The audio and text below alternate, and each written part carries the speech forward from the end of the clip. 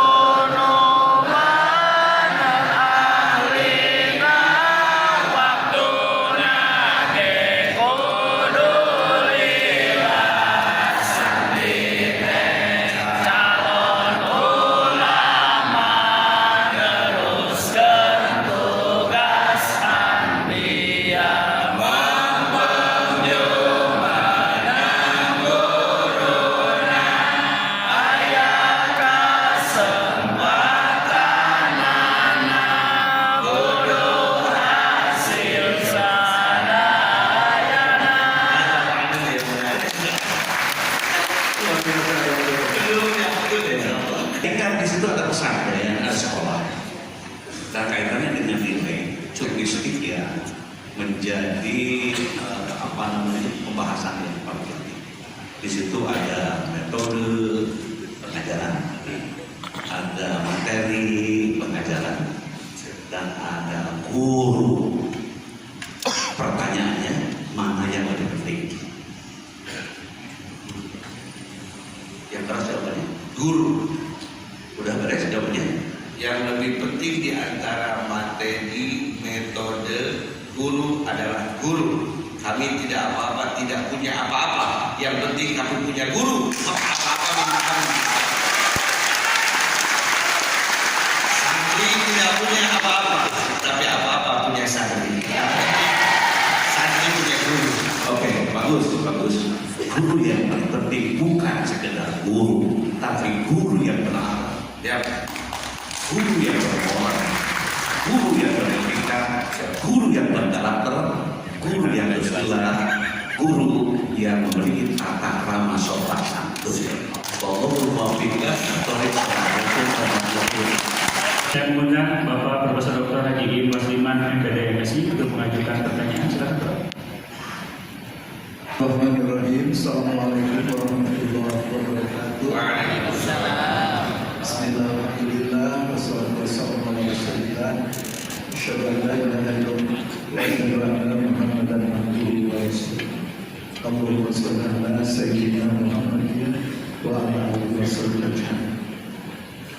Yang saya hormati pimpinan sidang, Pak Rektor, Bapak Profesor Dr. Haji dan Komara MSI. Terima kasih atas waktu yang diberikan kepada saya. Tim promotor dan tim penguji mobil khusus Saudara Profesor Bapak Kiai Haji Alam Abdul Aziz. Hadirin yang saya muliakan, wabil khusus Bapak Pembina Yayasan dan Ketua Yayasan. Alhamdulillah bisa hadir di tengah-tengah kita.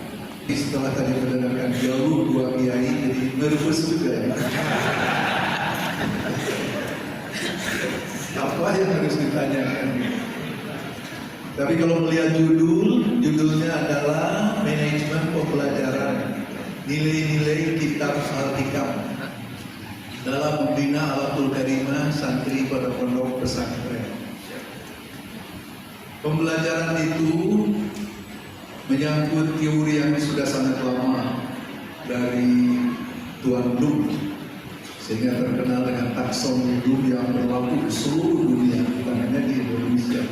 Profesor, di samping taksonomi Bloom ini, PBB melalui UNESCO mengemukakan bahwa pembelajaran itu bergerak pada 4 ranah yang disebut dengan learning to know, learning to do, learning to be, dan learning to live together. Saya ingin menanyakan barangkali bagaimana pendapat saudara Profesor. Silakan cerita panjang lebar. Bagaimana konteks Al-Hikam ini diajarkan dengan pendekatan UNESCO itu tadi. Itu adalah pembelajaran masa sekarang dan masa yang akan datang. Dipersilakan. Terima kasih. Kalau kita lihat proses pembelajaran dalam kitab Al-Hikam, apalagi penanaman nilai-nilai, pembelajaran nilai-nilai kitab Al-Hikam dalam membina, ada nilai, ada Al-Hikam, ada membina, maka sudah tentu kita harus mengetahui dulu, learning to know. Tahu dulu apa sih hikam, bagaimana sih hikam, lihat ada berapa hikmah di dalamnya, kunci-kunci apakah itu tahu. Tapi hari ini pemirsa kebanyakan orang tahu, jadi status WA-nya hikam semua, status Facebooknya hikam semua. Apakah cukup dengan tahu? Tidak, harus learning to do. Bagaimana caranya yang diketahui itu dilakukan? Karena di antara penyakit matuhnya orang Indonesia yang sulit untuk disembuhkan, loba kanyahoan kadaya.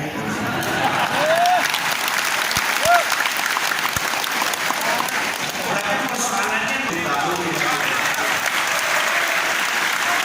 Hanya hari ini yang alim tapi goflah. Ongkonya tapi gitu. Sehingga harus learning dulu atau belajar untuk berbuat secara psikomotorik. Caranya bagaimana? Dilatih sedikit, diberi contoh. Maka guru itu harus jadi uswah. Lain benting curug kamar nunjuk, tapi dia harus menjadi contoh bagi semuanya. Setelah dia mencontoh dan belajar mempraktekkan, lalu dia pulang ke rumah.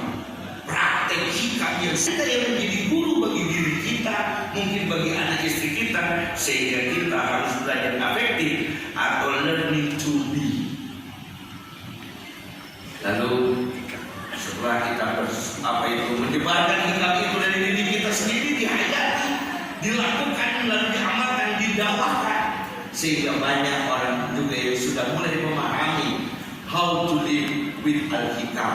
Bagaimana hidup dengan pola Al-Hikam, kaifa nuhi ala tariqatil hikam, sehingga kita ada learning to live together.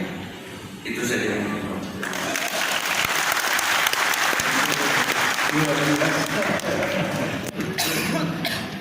cukup lah.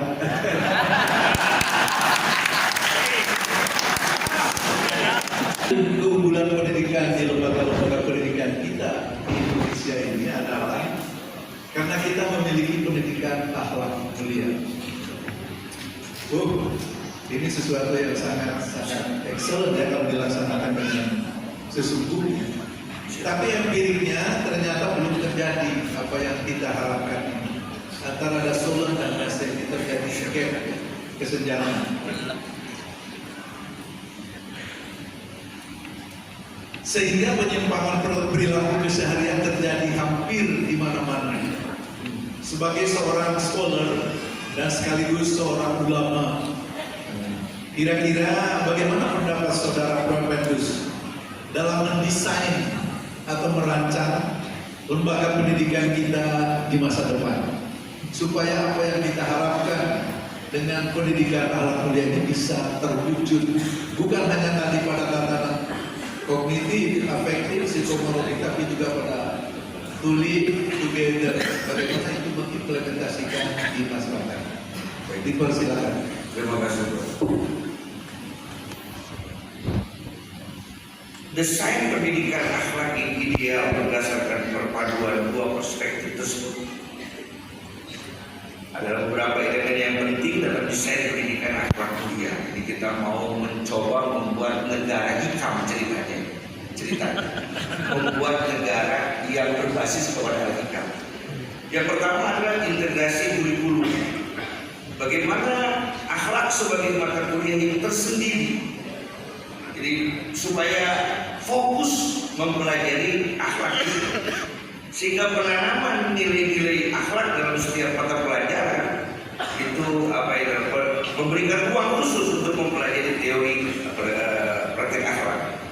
Selanjutnya integrasi dalam semua mata pelajaran seperti dulu pernah terjadi waktu kurikulum 2013 atau disingkat Kuntilas. Bagaimana penanaman nilai-nilai dalam setiap mata pelajaran sehingga mendorong kepada akhlak. Tetapi sekarang sudah merdeka. Pembelajaran yang inovatif. The imagination more than knowledge. Mungkin kalau berdasarkan pengetahuan saja, maka akan muter di sana saja. Maka kalau kita ingin mendesain seperti itu terus berinovasi. Apalagi zaman sekarang, apalagi anak-anak sekarang ke masjid ogah, ketemu ajaran ogah, masuk pesantren terpaksa. Lalu bagaimana cara menanamkan ini?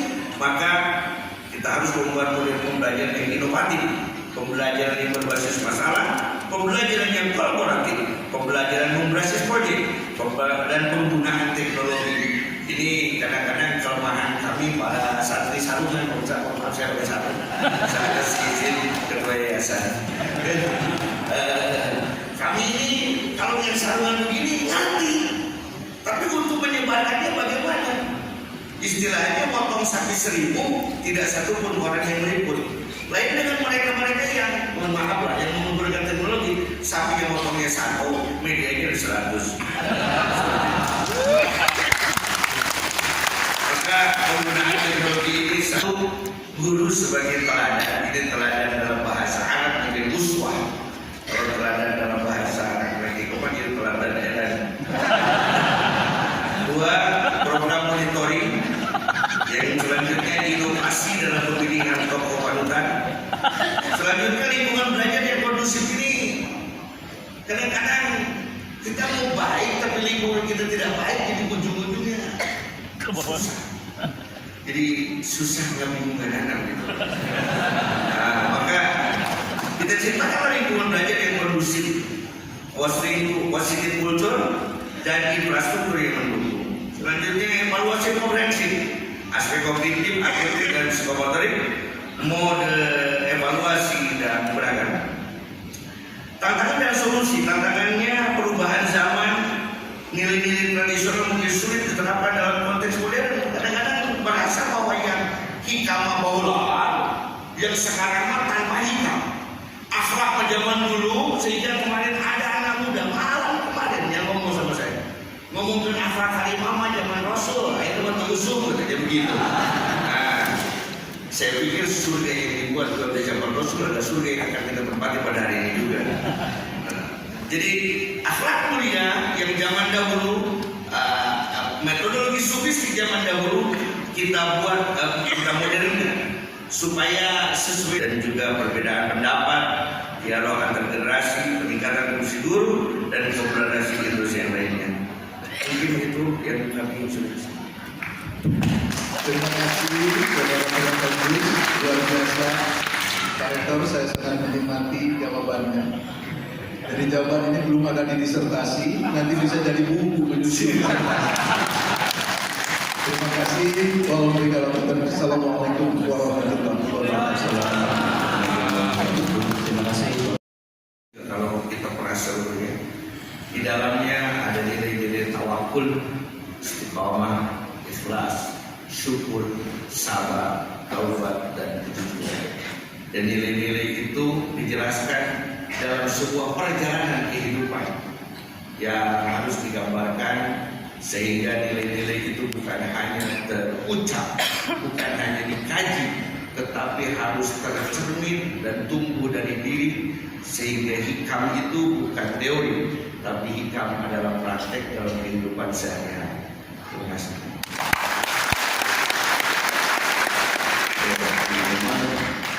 Karena banyak orang ya sangat gantung dengan hikam ini, tamat dibaca lagi, sudah tamat dibaca lagi, karena menemukan saripati ya paling inti dalam nilai sufistik al-hikam yang terjadi tentang oleh Kiai Aam, betapa pentingnya untuk mempelajari, bukan hanya mempelajari, memahami, bukan hanya memahami, mengamalkan, bukan hanya mengamalkan, mengajarkan. Jadi luar biasa. Terus di pesantren Az-Zainiyah, bimana ismu Az-Zainiyah?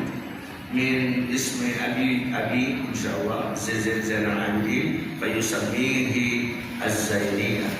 Awal marrah ismu Darul Rahman yuqar min ismi jaddi Kiai Haji Abdul Rahman.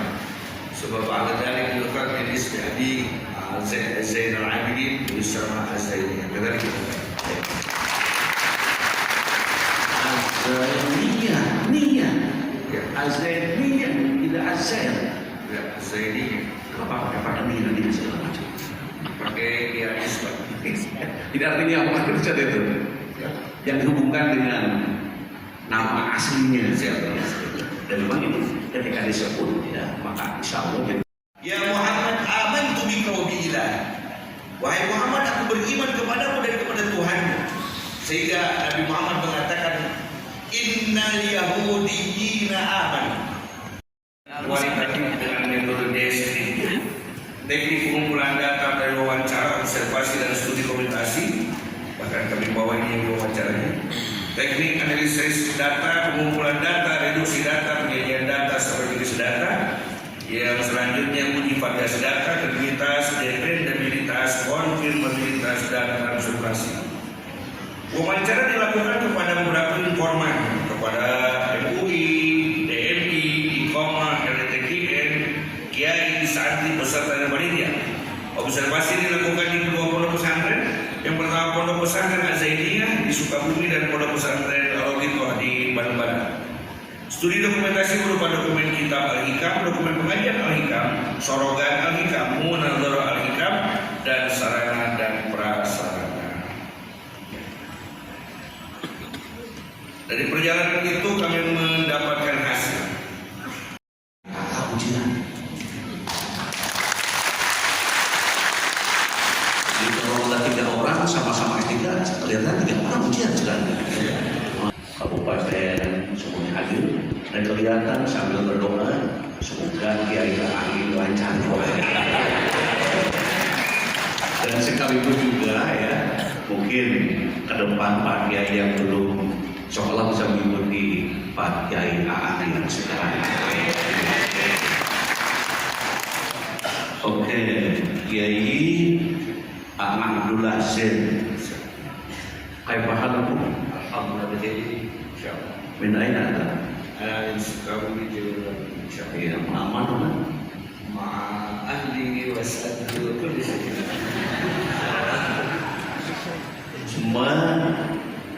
Bimana anta taktub hadis risalah? Biluan Indonesia atau Arabia atau Ya ini apa kalian budaya bersamakum syukran bisualikum. لأن هذا خلق في هذا الزمان يقولون هذا المعهد ولكن لا يتخلق بأخلاق السلف.